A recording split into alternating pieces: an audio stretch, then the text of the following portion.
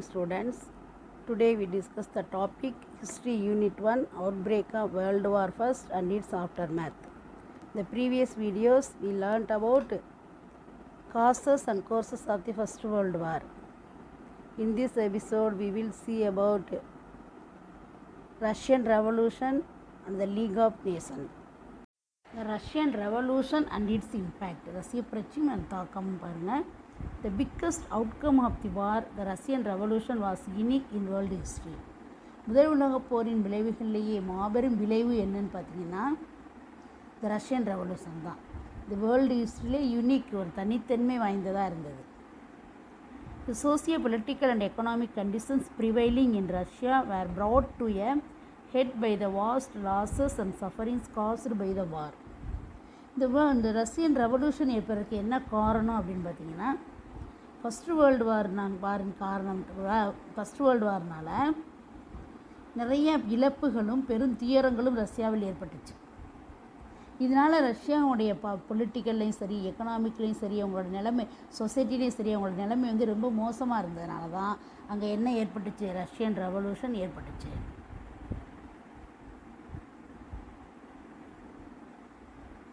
There were really two revolutions in the year 1917, one in March and the other in November.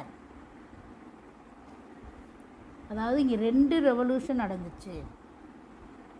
1917 மார்ச்சில் ஒன்று, நவம்பரில் ஒன்று, ரெண்டு revolution நடந்துச்சு. On the abdication of the Tsar, the bourgeois government which followed wanted to continue the war, but the people were against it. அதாவது jar மன்னர் வந்து பதவி விலகிட்டார். மன்னர் ஆட்சி முடிவுக்கு வந்துருச்சு. மன்னர் வந்து ஆட்சி பண்ண விரும்பலை. அதுக்கு பிறகு யார் வர்றாங்க, பூர்ஜுவாஸ் அப்படின்ற ஒரு குரூப் வந்து என்ன பண்ணுறாங்க, ஆட்சி பொறுப்பேற்கிறாங்க. அந்த பூர்ஜுவாஸ் என்ன செய்கிறாங்கன்னா வாரை கண்டினியூ பண்ணணும் அப்படின்னு சொல்லி நினைக்கிறாங்க.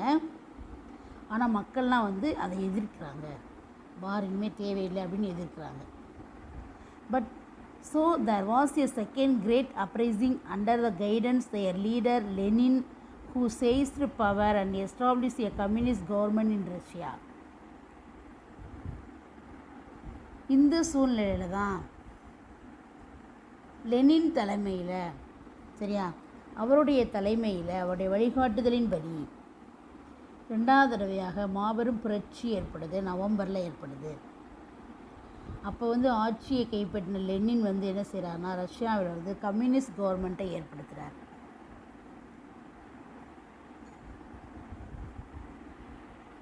Causes of the revolutions. இதுக்கு ரெவல்யூஷன்ஸ்க்கு என்ன காரணம் அப்படின்னு பார்த்தீங்கன்னா சோசியல் காசஸ், சமூக காரணங்கள் என்னென்னு பாருங்கள். In Russia, Peter the Great and Catherine II attempted westernization without changing the social conditions. இப்போ ரஷ்யாவில் ரொம்ப ஃபேமஸாக இருந்தவங்க வந்து பீட்டரும் கேத்தரின் II தான். இவங்க என்ன பண்ணுறாங்கன்னா சோசியல் கண்டிஷன்ஸ், அதாவது சமூக நிலைமையை மாற்றாமல், அதில் எந்த மாற்றமும் ஏற்படாமல் யூரோப்பை வந்து மாடர்னைஸ் பண்ணணும் அப்படின்னு விரும்புகிறாங்க. இவங்க ரெண்டு பேருமே. The Russian peasants were serfs tied to land owned by wealthy Russians. After Russia's defeat in the Crimean War, some reforms were introduced. அங்கே என்ன பண்ணாங்கன்னா யூரோப்பில் ரஷ்யாவோட விவசாயிகள்லாம் என்ன பண்ணாங்கன்னா அதிகமாக நிலம் வச்சுருப்பாங்க, நிலக்கிழார்கள், அவங்களுக்கு சொந்தமான நிலத்தில் வந்து அடிமைகளாக வேலை பார்த்தாங்க.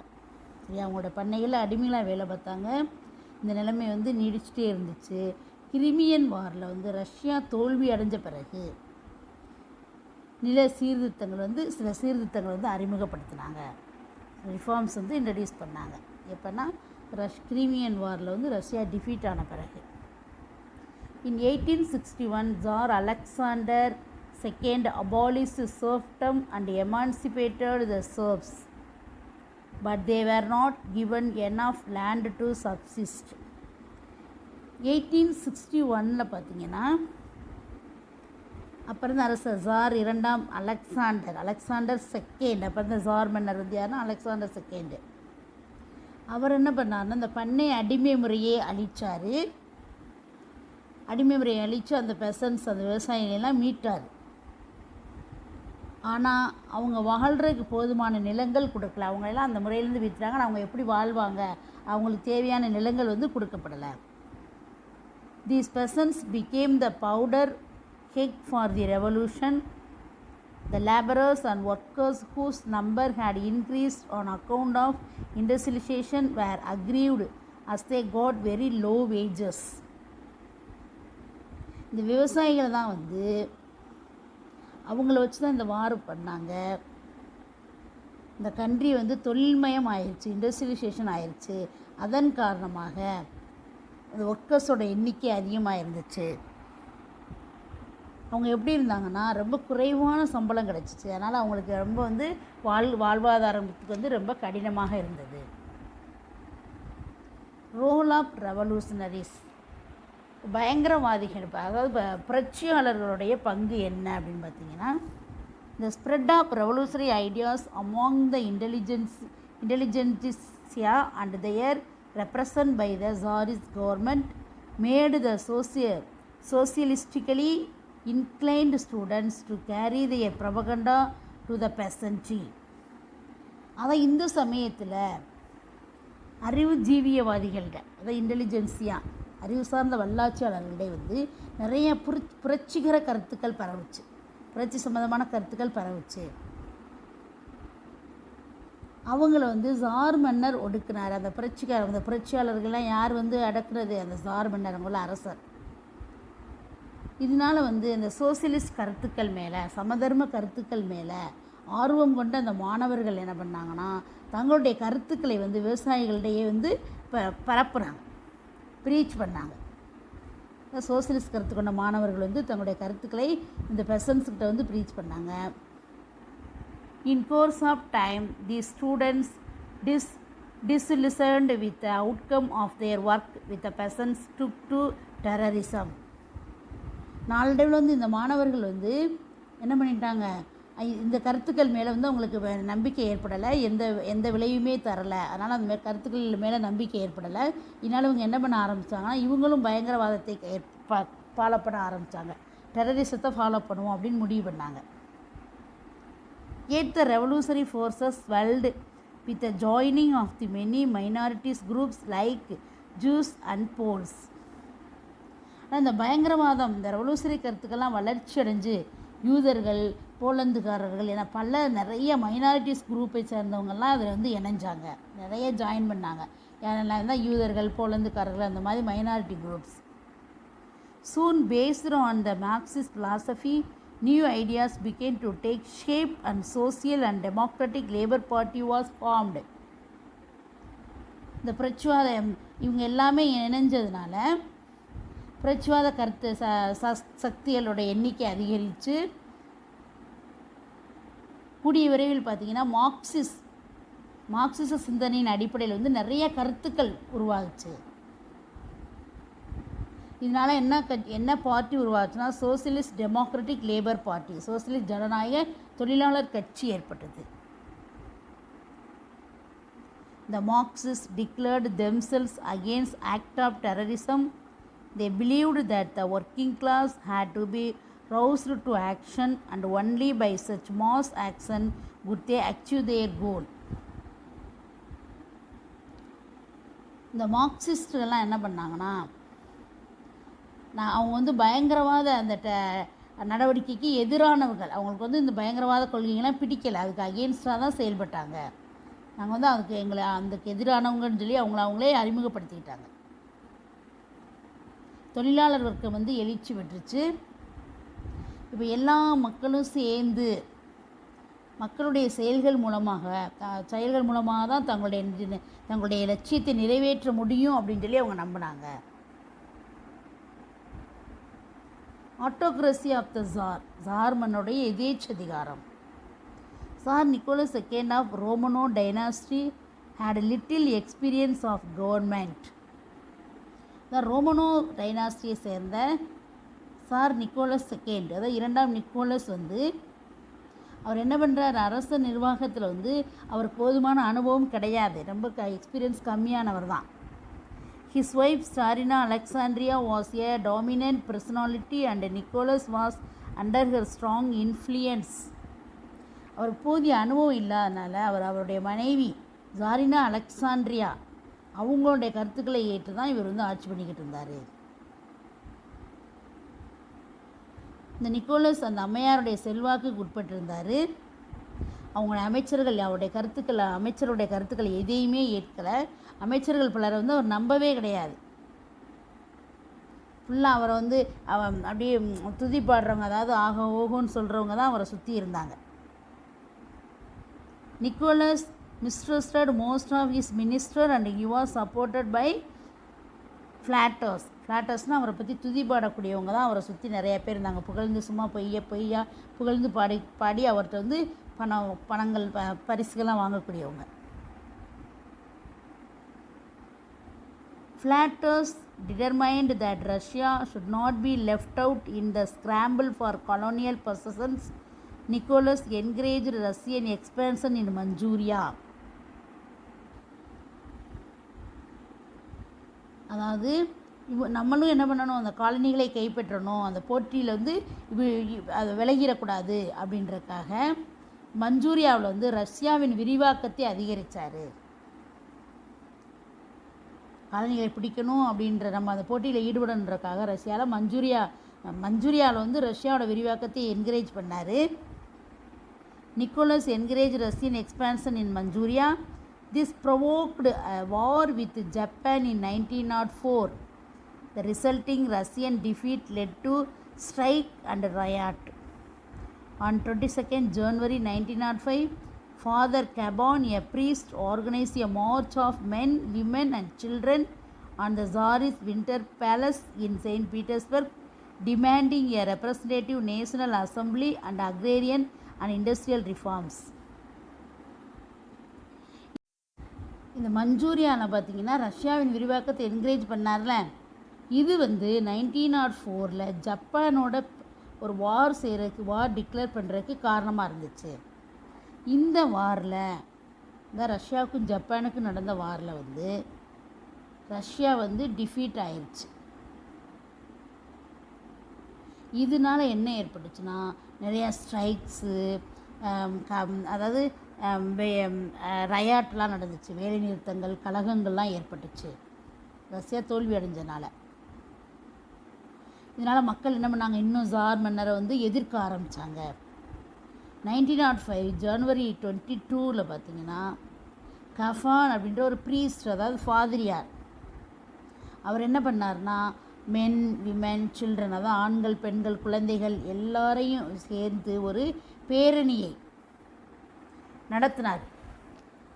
இங்கிருந்து செயின்ட் பீட்டர்ஸ்பர்க் நகரில் உள்ள இந்த அரசருடைய வின்டர் பேலஸ், குளிர்கால அரண்மனையை நோக்கி நடத்திட்டு போனார். ஒரு ஊரில் நடத்திட்டு போகிறார் ஜாரோடைய பேலஸ், வின்டர் பேலஸை நோக்கி. எதுக்காக போகிறாங்கன்னா மக்கள் சரியா அவங்களுடைய கோரிக்கை என்னவாக இருந்துச்சு, எதுக்காக போனாங்க, மக்கள் அதிகமாக ரெப்ரசன்டேட்டிவாக உள்ள ஒரு தேசிய நேஷனல் அசம்பிளி வேணும் சரியா. இன்னொன்று என்னென்னா அக்ரேரியன் அண்டு இண்டஸ்ட்ரியல் ரிஃபார்ம்ஸ், வேளாண்மை துறையிலையும் தொழில் துறையிலும் சீர்திருத்தங்கள் வேணும். அதாவது மக்கள் பிரதிநிதிகளாக கொண்ட ஒரு தேசிய சட்டமன்றம், நேஷனல் அசம்பிளி வேணும். அதே சமயத்தில் வேளாண்மையிலையும் தொழில்துறையிலும் சீர்திருத்தங்கள் வேணும் அப்படின்றது அவங்களோட கோரிக்கையாக இருந்துச்சு. But police and soldiers fired on the processions. Hundreds were killed and many thousands wounded. ஆனால் போலீஸ்காரங்க என்ன பண்ணாங்கன்னா, போலீஸும் மிலிட்ரியும் துப்பாக்கி சூடு நடத்துனாங்க. யாரை நோக்கினா இந்த பொதுமக்களை நோக்கி. நூற்றுக்கணக்கானோர் என்னது இறந்து போயிட்டாங்க, பல ஆயிரக்கணக்கானவங்க வந்து காயமடைஞ்சிட்டாங்க. The event of this day, known as Bloody Sunday, led to riots, strikes and violence in which the Governor General of Moscow, an uncle of the Tsar, was killed by the bomb. Nicholas was forced to grant a constitution and establish a parliament, the Duma. இந்த நாளை எப்படி கொள்ளணும், குருதி ஞாயிறு, அதை bloody Sunday அப்படின்னு சொல்லி அழைக்கணும் அப்படின்னு சொன்னாங்க. இந்த நாளில் நடந்த நிகழ்வுகள் வந்து இந்த நிகழ்ச்சிகள்னால் என்ன ஏற்பட்டுச்சுன்னா, ஸ்ட்ரைக்கு, ரயாட்டு, வேலைநிறுத்தம், கலகம், வன்முறை இது எல்லாமே ஏற்பட்டுச்சு.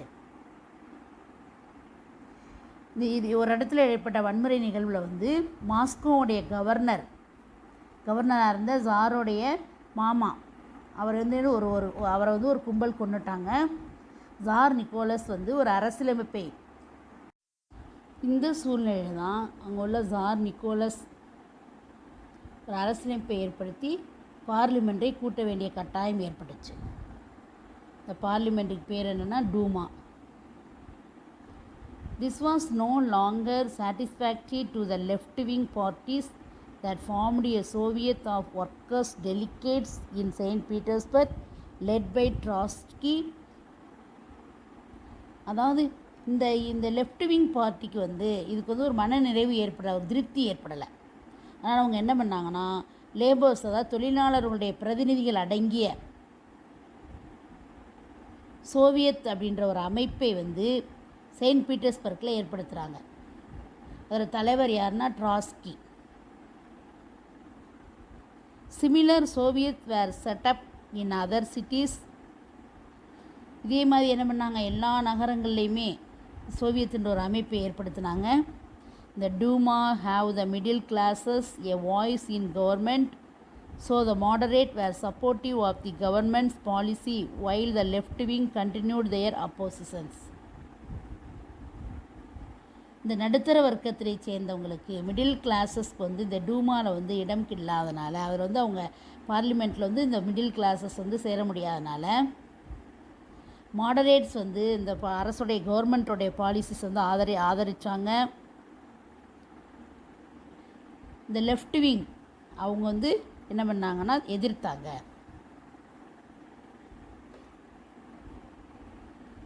Opposition of tsar and dissolution of Duma. அதாவது இந்த ஜார் மன்னரோட எதிர்ப்பும் டூமா வந்து என்னது டிசொல்யூஷன் கலைக்கப்படுதலும். The outbreak of the First World War had temporarily strengthened the monarchy as Russia allied to France and Britain.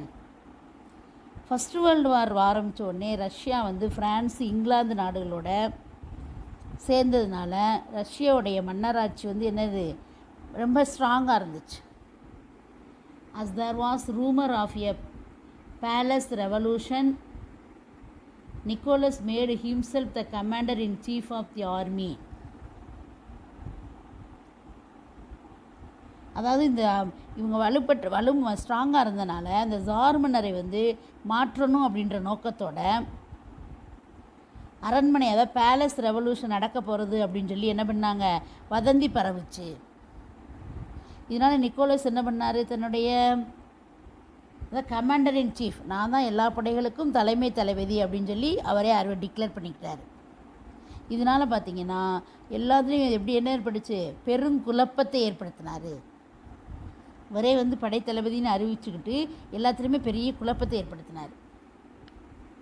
At the end of the 1916 Rasputin அப்படின்னு யாருன்னு பார்த்தீங்கன்னா அவர் ஒரு மந்திரவாதின்னு கூட சொல்லலாம். அவரோட கதை வந்து ரொம்ப வினோதமாக இருக்கும். ராயல் ஃபேமிலியில், அதாவது நிக்கோலஸ் வந்து ராயல் ஃபேமிலியை சேர்ந்தவர் தான். அவருக்கு ஒரு மகன் இருந்தான்.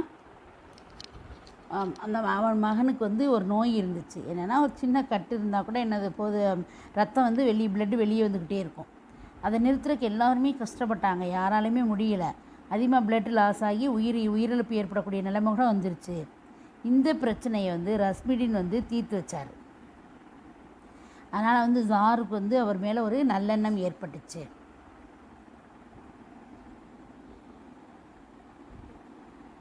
At the end of the 1916, Rasputin, who had a domineering influence over the Tsar and the Tsarina, was murdered by the member of the Tsar family. The 1916 வந்து அந்த ஆண்டு முடிகிறதுக்கு முன்னாலே சில நாட்களுக்கு முன்னால் இந்த அரசி ஜார் மன்னர் பேரரசி ஆகியோடைய செல்வாக்குக்கு உட்பட்டிருந்த அந்த ரஸ்புடின்றவரை என்ன பண்ணாங்கன்னா ஜார் மன்னரோட குடும்பத்தை சேர்ந்த ஒருத்தர் வந்து கொலை செஞ்சிட்டார். The members of the St. Petersburg Soviet were arrested Petersburg அந்த நகரத்தில் உள்ள சோவியத் மெம்பர்ஸ் வந்து கைது செஞ்சுட்டாங்க. சோவியத் மெம்பர்ஸை கைது செஞ்சுட்டாங்க. Whenever the Duma opposed the Tsar's move, it was dissolved and fresh elections held without change the government policy. The Fourth Duma ended with the revolution of 1917. அதாவது எப்பெல்லாம் இந்த டூமா வந்து ஜார் மன்னருடைய கருத்துக்களை அவருடைய நோக்கங்களெல்லாம் எதிர்த்துச்சோ அப்போஸ் பண்ணுச்சோ அப்போல்லாம் டூமா வந்து என்னது கலைக்கப்பட்டோ ஒரு புதிய தேர்தல் நடைபெறும். ஜார் மன்னர் கொள்கையை எதிர்க்கும் பொழுது டூமா கலைச்சிட்டு புதிதாக வந்து தேர்தல் நடத்துவாங்க.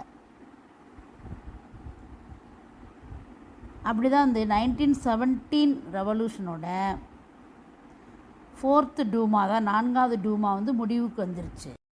பாப்புலர் அப்ரைசிங்ஸ் அதாவது பொதுமக்களின் எழுச்சிகள். Even on 23rd February 1917 when the socialists celebrated International Working Women's Day, on that day the Tsar seemed unchallengeable, but he had to abdicate on the morning of 2nd March. Though none called for strikes, fearing that the time was not ripe for militant action.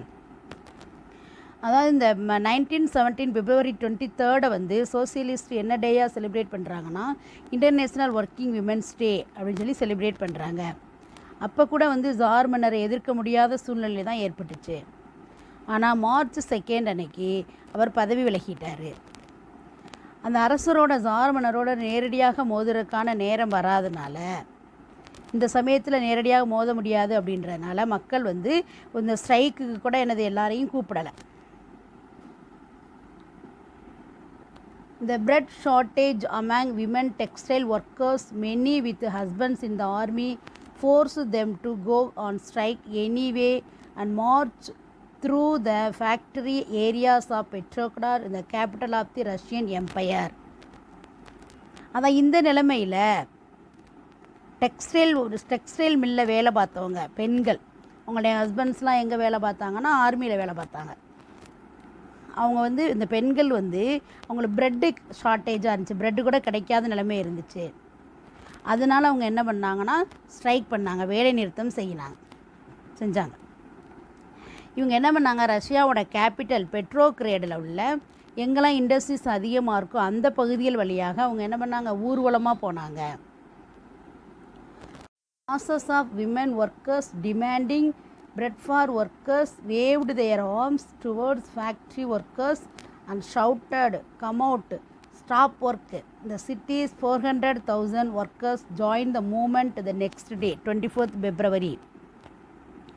அதான் அதிக அளவிலான பெண் உழைப்பாளர்கள் என்ன பண்ணாங்கன்னா ரொம்ப தீவிரமாக போர் குணத்தோடு போகிறாங்க. அவங்க என்ன கேட்குறாங்க, பிரெட் ஃபார் ஒர்க்கர்ஸ், அதாவது உழைக்கிறவங்களுக்கு தான் ரொட்டி அப்படின்னு சொல்லி ஒரு கோரிக்கை வைக்கிறாங்க. அப்படி முழக்கம் போட்டுகிட்டே போகிறாங்க, கோஷம் போட்டுக்கிட்டே போகிறாங்க. அதுவும் இல்லாமல் இந்த ஃபேக்ட்ரியில் வேலை பார்க்கக்கூடிய ஒர்க்கர்ஸை நோக்கி கையசிச்சு என்ன சொல்கிறாங்கன்னா, கம் அவுட், ஸ்டாப் ஒர்க், வெளியே வாங்க, வேலையை நிறுத்துங்க அப்படின்னு சொன்னோடனே அந்த சிட்டியில் உள்ள 400,000 லேபர்ஸ் வந்து ஒர்க்கர்ஸ் வந்து இவங்களோட ஜாயின் பண்ணிக்கிட்டாங்க. எப்போனா அடுத்த நாளே February 24th இந்த போராட்டத்தில் இணைஞ்சிட்டாங்க. அப்டிகேஷன் ஆஃப் ஜார், அதாவது ஜார் மன்னர் பதவி விலகல். The government used to troops to break the strike but soon mutinies broke out in the barracks. அதாவது இந்த வேலை நிறுத்தத்தை நிறுத்துறதுக்காக கவர்மெண்ட் வந்து அந்த அரசர் என்ன பண்ணுறாங்கன்னா அவருடைய இராணுவத்தை பயன்படுத்துகிறார் போராட்டத்தை நிறுத்தணுன்றக்காண்டி. ஆனால் வந்து வேலை நிறுத்தத்தின் 4ஆம் நாள் வந்து எல்லா இடங்கள்லையுமே இராணுவ வீரர்களின் கலகம் ஏற்பட்டுச்சு. The Tsar ordered a declaration of martial law, but his order was not broadcast in the city as there was no one to do this job. என்ன பண்ணுறாரு, கடுமையான சட்டங்களை வந்து ஏற்படுத்துகிறாரு, கடுமையான நடவடிக்கைகள் எடுக்கணும்னு சொல்லி ஒரு ஆணை பிறப்பிக்கிறாரு. இந்த ஜார் மன்னர் எங்கே இருக்காருன்னா ரொம்ப தூரத்தில் இராணுவத்தை வழி நடத்திக்கிட்டு இருக்காரு. ஆனால் அவருடைய ஆணையை வந்து எங்கேயுமே நகரத்தில் எங்கேயுமே அதை வந்து ஒளிபரப்பலை. அந்த பணியை வந்து அதை ஒளிபரப்பு பணியை செய்கிறதுக்கு அங்கே யாருமே முன் வரலை. Then the Tsar then tried to return to Petrograd. The railway workers stopped his train. The generals at the front and some leaders in Petrograd, frightened by this development, pleaded with the Tsar to abdicate. on 15th March Nicholas II abdicated.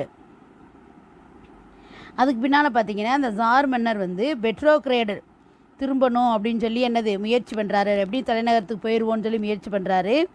ஆனால் அந்த railway workers என்ன பண்ணாங்க, அவர் வந்த ட்ரெயினை வந்து stop பண்ணிட்டாங்க, பாதி வழியிலே நிறுத்திட்டாங்க. இந்த நிகழ்வுகள்னால ப்ரொவிஷனல் கவர்மெண்ட், அதாவது தற்காலிக அரசு பார்த்தீங்கன்னா there were two parallel bodies to take on government functions. One was of bourgeois politicians of the old state Duma comprising propertied classes, and the other there were workers delegates drawn together in a workers council or soviet. அதாவது அரசு நிர்வாக பணிகளை செய்கிறதுக்காக ஒன்றுக்கொன்று இணையான, அதாவது பேரலாக உள்ள ரெண்டு அமைப்புகள் இருந்துச்சு. ஒன்று வந்து என்னென்னா ஓல்டு டூமா, இதில் யார் இருந்தாங்கன்னா பூர்ஜுவாஸ் அரசியல்வாதிகளை கொண்ட அமைப்பு தான் டூமா. இன்னொன்று யாருன்னா தொழிலாளர்களின் பிரதிநிதிகள் அங்கம் வகித்த குழு, இல்லை இன்னொன்று அல்லது சோவியத், தொழிலாளர் பிரதிநிதிகள் இருந்த குழு இல்லாட்டி சோவியத், அது ஒன்று. இன்னொன்று வந்து என்னென்னா டூமா. இந்த ரெண்டு அமைப்புகள் தான் இருந்துச்சு. எதுக்காகனா நிர்வாக பணிகள் இது லெனின் பற்றி பார்ப்போம். லெனின் யாருன்னு பார்ப்போம். Lenin was born in 1870 near the Middle Volga to educated parents. Influenced by the ideas of Karl Marx, Lenin believed that the way for freedom was through mass action. அது 1870 central Volga பகுதிக்கு பக்கத்தில் உள்ள Lenin பிறந்தார். இந்த parents வந்து well educated. இவர் influence by the ideas of Karl Marx, அதாவது Karl மார்க்ஸின் சிந்தனைகளால் கவரப்பட்ட அவர் வந்து விடுதலை பெறுறதுக்கு ஒரே வழி என்ன, மக்களுடைய போராட்டம் தான் அப்படின்னு நம்பினார். மக்களின் போராட்டத்தின் மூலமாக தான் விடுதலை பெற முடியும் அப்படின்னு நம்பினார்.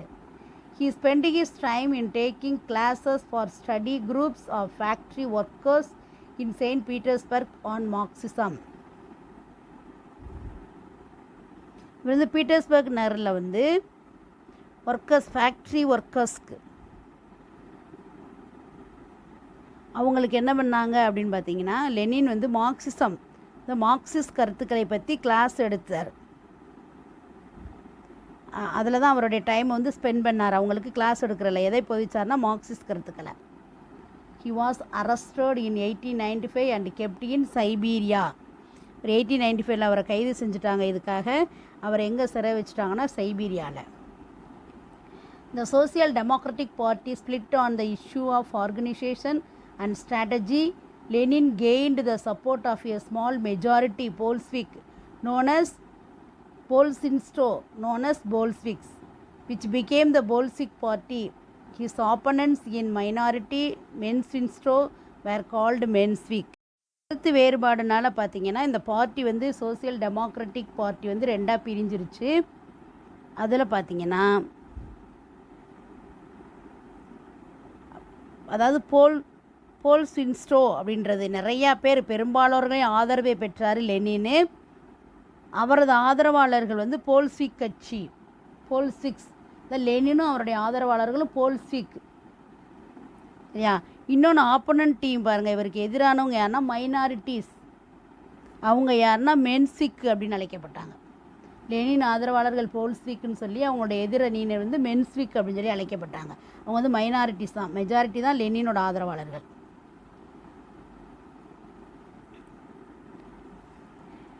இந்த provincial failure of the provisional government, இந்த தற்காலிக அரசுடைய தோல்வி, ப்ரொவிஷனல் கவர்மெண்ட்டோட ஃபெயிலியர் தோல்வி என்னன்னு பார்த்தோன்னா, Lenin was in Switzerland when the revolution broke out. Lenin wanted continued revolution. அதான் லெனின் வந்து சுவிட்சர்லாந்தில் இருக்கும் பொழுது இந்த புரட்சி ஆரம்பிச்சிருச்சு. அப்புறம் இந்த ரெவல்யூஷன் வந்து தொடர்ந்து நடக்கணும் அப்படின்னு சொல்லி லெனின் விரும்பினார். Lenin his slogan of all power to the Soviets soon won over the workers leaders.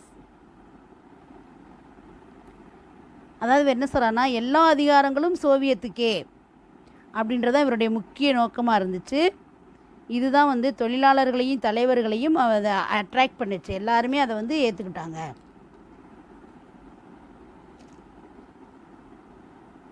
Devastated by wartime shortages, the people were attracted by the slogan of bread, peace and land. இந்த போர்க்காலத்தில் இந்த வார் டைமில் ஏற்பட்டிருந்த பற்றாக்குறையினால் ரொம்ப கஷ்டப்பட்டுக்கிட்டு இருந்த மக்கள், ரொம்ப துயரத்துக்கு உள்ளான மக்கள் வந்து என்ன பண்ணாங்கன்னா, அவங்க என்ன விரும்பினாங்க, அவங்க என்ன ஸ்லோகன் பண்ணாங்கன்னா, பிரெட், பீஸ் அண்ட் லேண்ட், ரொட்டி, அமைதி, நிலம்.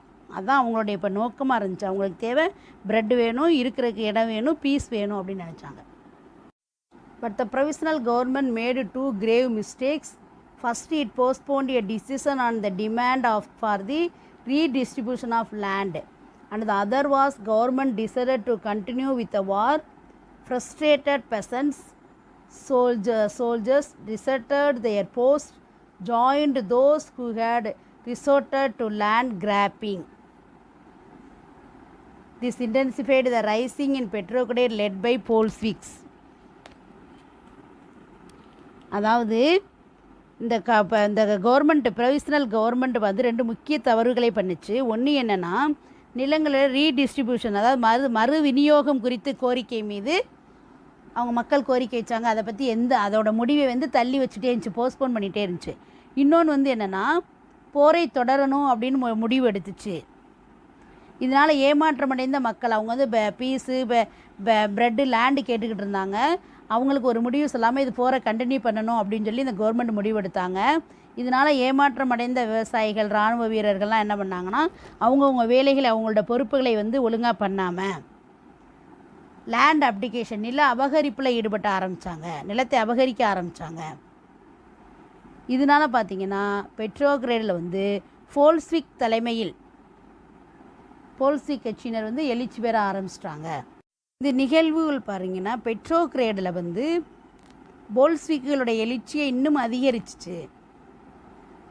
த government banned Pravda and arrested all Bolsheviks. Pravda அப்படின்னா என்னென்னா ஒரு ரஷ்யன் வேர்டு, அதன் மீனிங் வந்து உண்மை அப்படின்ற பேர். இது 1918 1991 வரைக்கும் சோவியத் யூனியனின் கம்யூனிஸ்ட் பார்ட்டியோடைய நேஷ்னல் நியூஸ் பேப்பர் ஆகும். சரியா, நேஷ்னல் நியூஸ் பேப்பர் தான் ப்ராவ்தான்றது. இப்போ இந்த கவர்மெண்ட் என்ன பண்ணுறாங்க, இந்த எல்லா நியூஸ் பேப்பருமே, அந்த கம்யூனிஸ்ட் பார்ட்டி நியூஸ் பேப்பர் எல்லாம் வந்து தடை பண்ணிட்டாங்க. போல்ஸ்விக் கட்சியினர் எல்லாரையுமே அரெஸ்ட் பண்ணிட்டாங்க. Trotsky was arrested. Trotsky arrest பண்ணிட்டாங்க. Kerensky became prime minister leading a new coalition of liberals and moderate socialist.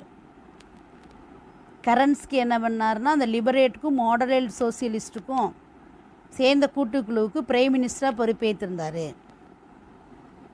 Faced with an attempted coup, Kerensky tried in September to dismiss both the government and the Soviet. இந்த புரட்சியிலலாம் எதிர்கொள்ள face பண்ண அவர், திடீர்னு ஏற்பட்ட அரசியல் புரட்சியை face பண்ண அவர் செப்டம்பரில் வந்து இந்த கவர்மெண்ட்டையும் சோவியத்தையும் டிஸ்மிஸ் பண்ண நினச்சார். ஆனால் இந்த முயற்சியை வந்து போல்ஸ்விக்கள் வந்து தோற்கடிச்சிட்டாங்க. ஏன்னா அவங்க மக்கள்கிட்ட வந்து அதிக இன்ஃப்ளூயன்ஸாக இருந்தாங்க, அதிக global influence of the Russian revolution. ரஷ்ய புரட்சியோடைய உலகளாவிய தாக்கத்தின் விளைவுகள் என்னென்னா, உலகளவில் என்ன ஏற்பட்டுச்சு? The revolution fired people's imagination across the world. இது வந்து மக்களுடைய கற்பனையை, உலக மக்களின் கற்பனையை தூண்டிச்சு. In many countries, communist parties were formed.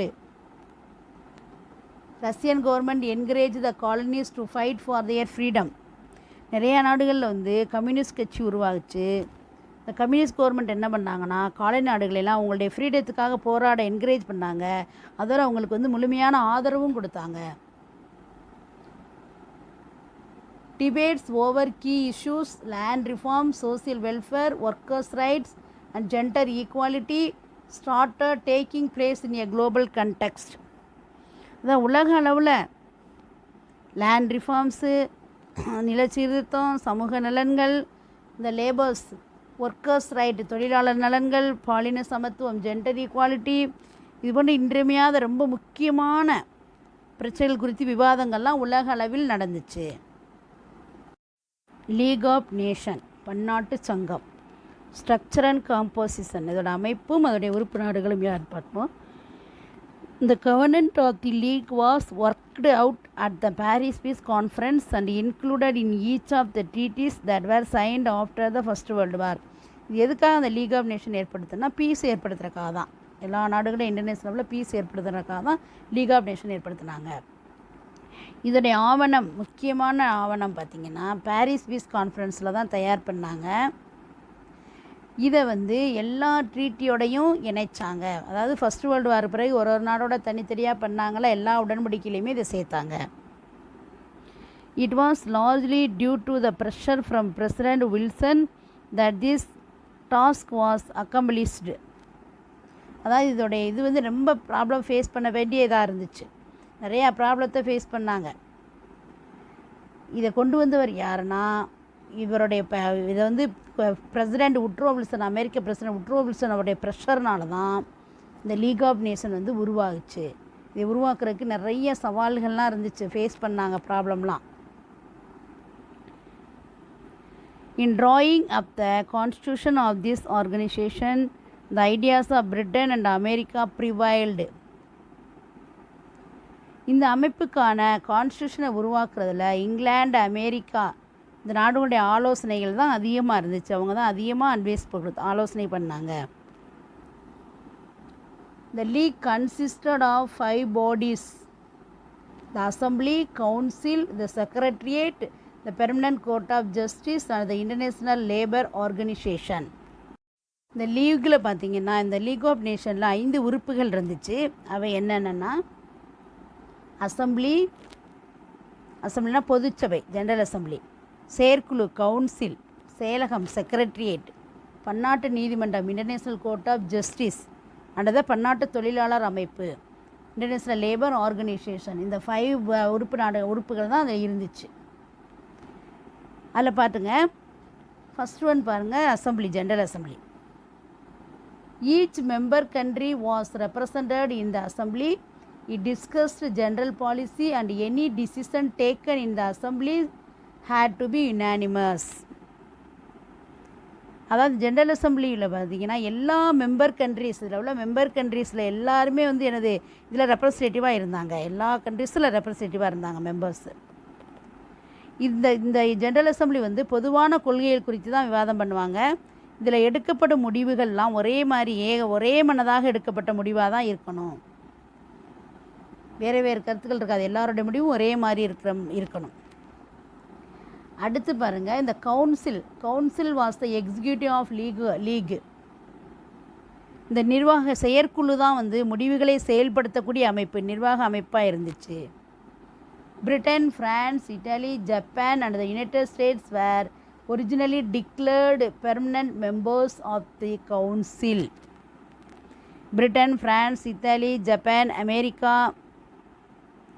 இந்த நாடுகள்லாம் பார்த்திங்கன்னா ஆரம்பத்தில் இதோட நிரந்தர உறுப்பினர்களாக இருந்தாங்க, பெர்மனன்ட் மெம்பர்ஸாக இருந்தாங்க.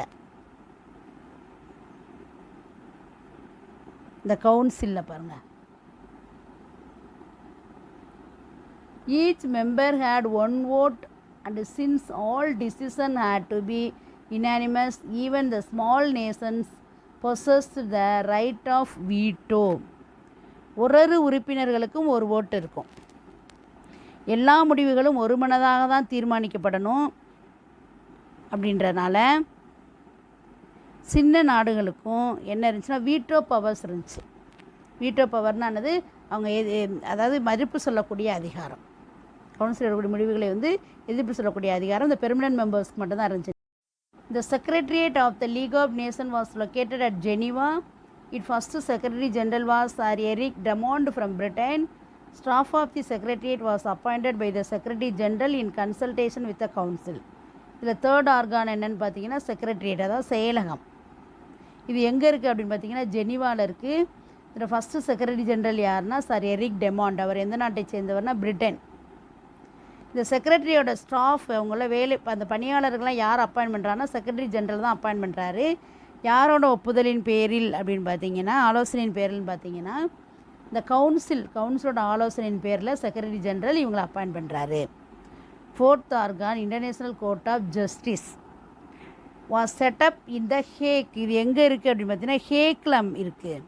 ஹேக் என்ற நகரத்தில் இருக்குது இன்டர்நேஷ்னல் கோர்ட் ஆஃப் ஜஸ்டிஸ், பன்னாட்டு நீதிமன்றம். இந்த court was made of 15 judges. இதில் எத்தனை ஜட்ஜஸ் இருக்காங்க? 15 ஜட்ஜஸ் இருக்காங்க. ஃபிஃப்த்து ஆர்கான் பார்த்தீங்கன்னா இன்டர்நேஷ்னல் லேபர் ஆர்கனைசேஷன், பன்னாட்டு தொழிலாளர் அமைப்பு. comprised a secretariat and general conference which included 4 representatives from each country.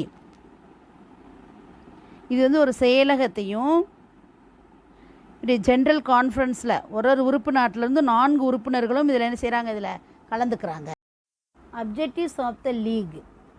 அந்த லீகோடைய குறிக்கோள் என்னென்னு பார்த்தோன்னா, the twofold objectives of the League of Nations was to avoid war and maintain peace in the world and to promote international cooperation in economic and social affairs. பன்னாட்டு சங்கத்தோட 2 குறிக்கோளில் ஒன்று வந்து என்னென்னா வார் avoid பண்ணிவிட்டு, அதாவது போர்களை தவிர்த்து உலக நாடுகள் முழுவதும் அமைதியை நிலைநாட்டணும். இன்னொன்று வந்து அது இன்டர்நேஷ்னல் லெவலில் சமூக பொருளாதார விஷயங்களில் எல்லா நாடுகளுடைய கோஆப்ரேஷனை வந்து மேம்படுத்துறது, பன்னாடுகளின் ஒத்துழைப்பை மேம்படுத்தணும். ஒன்று வந்து அமைதி ஏற்படுத்தணும், இன்னொன்று சமூக பொருளாதார விஷயங்களில் எல்லா நாடுகளையும் ஒத்துழைப்பை மேம்படுத்தணும். இது 2 தான் இதோட முக்கியமான குறிக்கோளாக இருந்தது. The league intended to act as conciliator and arbitrator and thereby resolve a dispute in its early stages. இந்த லீக் என்ன பண்ணாங்கன்னா ஆரம்ப காலத்தில்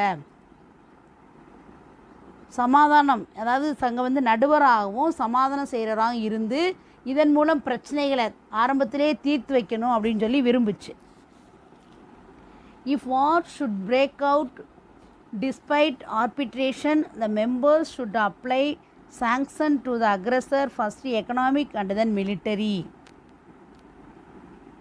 நடுவர் தீர்ப்பையும் மீறி போர்கள் வெடிச்சிச்சுன்னா, போர்கள் ஆரம்பிச்சிச்சுன்னா, போருக்கு எந்த நாடு காரணமாக இருந்துச்சோ அந்த நாட்டின் மீது இந்த லீக் என்ன செய்யணும்னா முதலில் வந்து பொருளாதார தடைகளை ஏற்படுத்தணும். பின்னால் என்ன செய்யணும்னா இராணுவ ரீதியான தடைகளை விதிக்க வேண்டும். முதல்ல எக்கனாமிக் பொருளாதார தடைகளை ஏற்படுத்தணும், அப்புறம் பின்னால் வந்து இராணுவ ரீதியான தடைகளை விதிக்கணும். யார் வேணா இந்த எந்த நாடு போரை தொடுக்குதோ அந்த போர் ஏற்படுற காரணமாக இருக்கோ அந்த நாட்டின் மீது. The difficulty in achieving the objectives was increased from the beginning by the absence of 3 great powers, namely USA did not become a member, Germany a defeated nation, and Russia. The latter two joined in 1926 and 1934. While Germany resigned in 1933, Russia was expelled in 1939.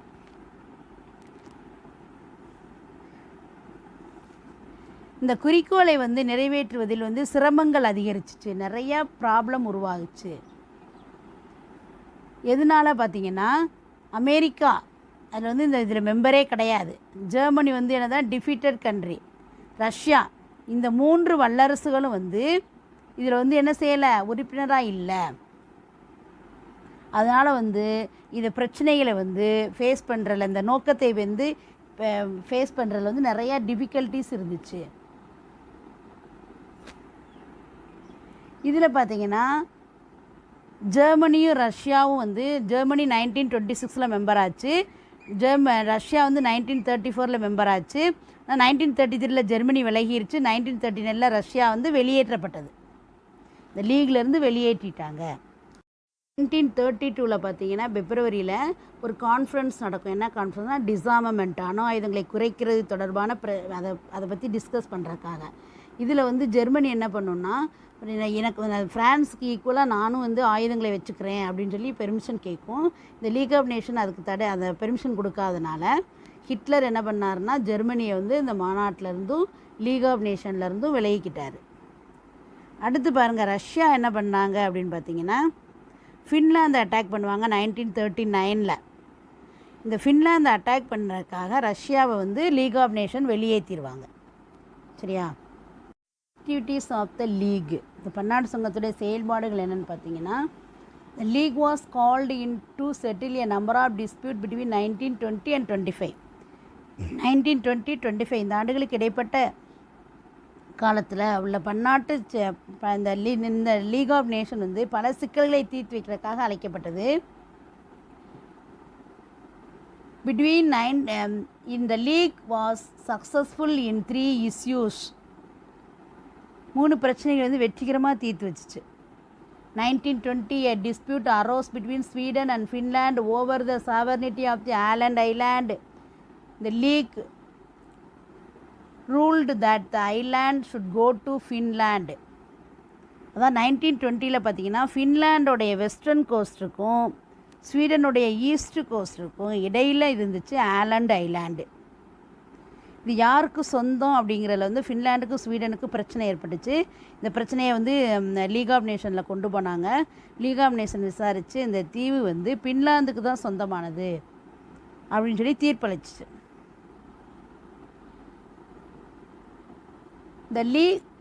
The next year, in the following year, the league was asked to settle the frontier between Poland and Germany in Upper Silesia, which was successfully resolved by the league.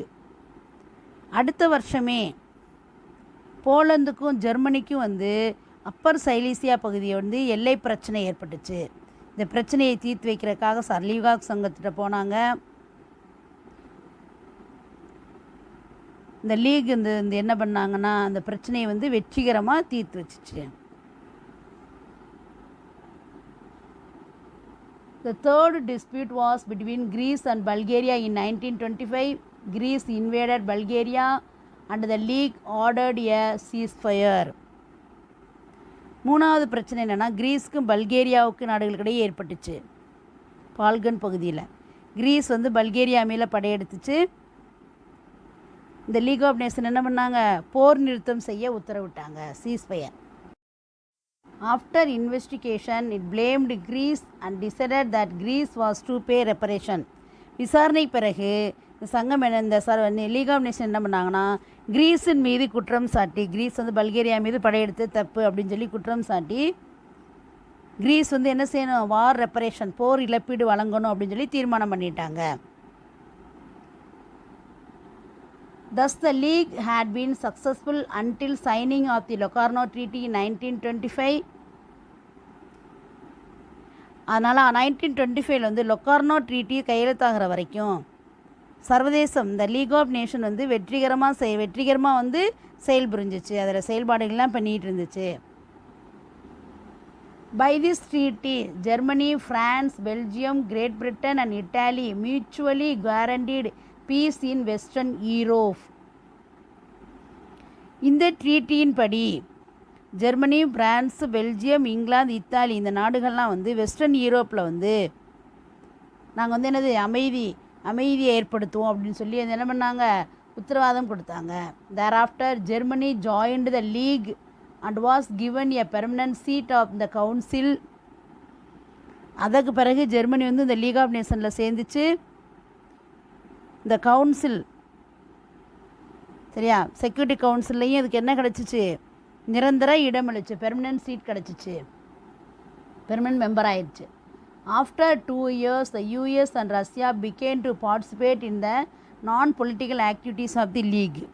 அதுக்கு 2 வருஷத்துக்கு பிறகு அமெரிக்காவும் Russia வந்து இந்த league of நேஷனுடைய அரசியல் அல்லாத நடவடிக்கைகளில் பங்கேற்றாங்க.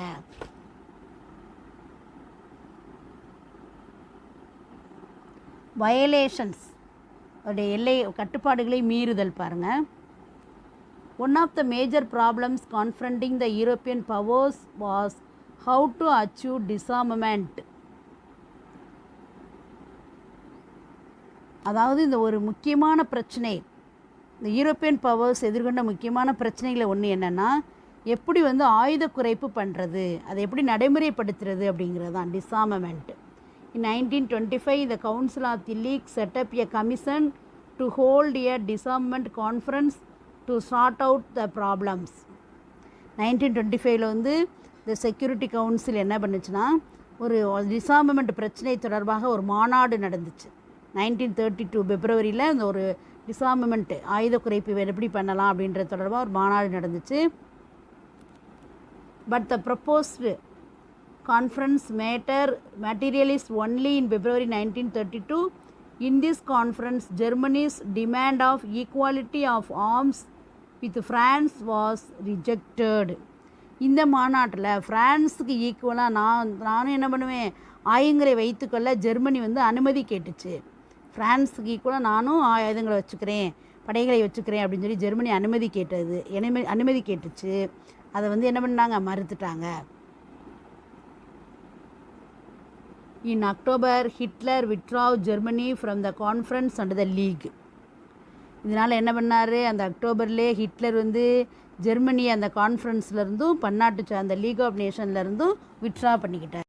Japan attacked Manchuria in September 1931 and the league contemned Japan. So Japan also followed the example of Germany and resigned from the league. இந்த 1931 வந்து ஜப்பான் மஞ்சூரியாவை அட்டாக் பண்ணாங்க. லீக் ஆஃப் நேஷன் வந்து ஜப்பானை வந்து அவங்களுடைய செயலை வந்து கண்டித்தாங்க.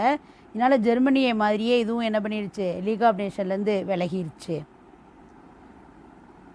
In the context of Italy's attack in Ethiopia, League applied sanctions. As the sanction came into effect, Italy resigned from the league in 1937. Italy வந்து எத்தியோப்பியாவை அட்டாக் பண்ணுற விஷயத்தில் இந்த லீக் ஆஃப் நேஷன் என்ன பண்ணாங்கன்னா, இத்தாலிக்கு எதிராக தடைகள்லாம் விதிச்சிருந்தாங்க. இந்த தடைகள் நடைமுறைக்கு வந்தபொழுது இத்தாலி வந்து அதை எதிர்த்து 1937 லீக் ஆஃப் நேஷன் வந்து விலகிருச்சு. Thereafter, the league was a passive witness to event, taking no part in the crisis over the Rhineland, Austria, Czechoslovakia and Poland. அதாவது இதுக்கு பிறகு பார்த்திங்கன்னா, இதனால் வந்து ரைன்லாண்டு, ஆஸ்திரியா, செக்கோஸ்லோவாக்கியா, போலந்து இதில் இந்த பிரச்சனைகள் வந்து லீக் ஆஃப் நேஷன் தலையிடாமல் இப்படி சும்மா மௌனமாக தான் இருந்தாங்க. ஏன்னா எல்லா நாடுகளுமே விலகி போகிறாங்க அப்படின்றனால. The last decisive action it took was in December 1939 when Russia was expelled for her attack on Finland. 1939 வந்து டிசம்பரில் ஃபின்லாந்தை வந்து ரஷ்யா அட்டாக் பண்ணாங்க. இதனால் லீக் ஆஃப் நேஷன்லேருந்து என்ன பண்ணிட்டாங்க, ரஷ்யாவை வெளியேற்றிட்டாங்க. இதுதான் இந்த லீக் ஆஃப் நேஷனுடைய இறுதியான நடவடிக்கை.